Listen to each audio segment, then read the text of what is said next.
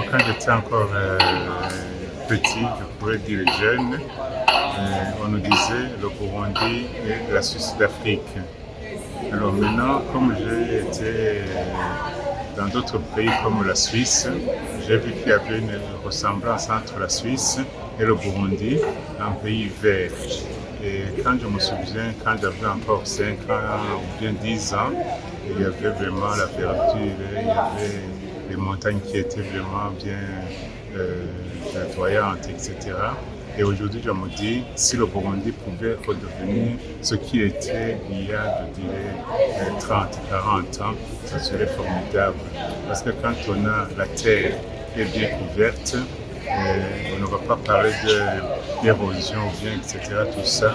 Mais si les montagnes ne sont pas bien protégées, si les montagnes sont dénudées, on va connaître des impacts néfastes. Et puis, avec les changements climatiques, tout ça, c'est que nous avons détruit la nature. Mais je garde espoir, surtout avec ce que je viens de voir, les jeunes qui sont vraiment motivés pour parler, être des ambassadrices de la nature, vous allez voir, les choses vont changer parce qu'il y a le pape Benoît XVI qui vient de nous quitter, celui qui disait « La terre nous parle, écoutons ce que la terre nous dit si nous voulons survivre ».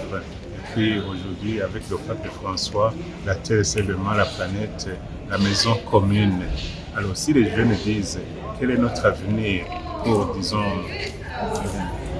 2050-2060, il faut commencer à travailler aujourd'hui pour dire, chers parents, respectons les principes de l'environnement, protégeons l'environnement, essayons de ne pas dégrader la nature, la déforestation, et vous allez voir, la pluie va tomber et le soleil va briller. Vous allez voir ce qu'on va récolter. Le Burundi redeviendra un pays vert. Si le pays est vert, c'est ce que nous disons, le développement durable, et pour nos générations futures, ça sera vraiment formidable.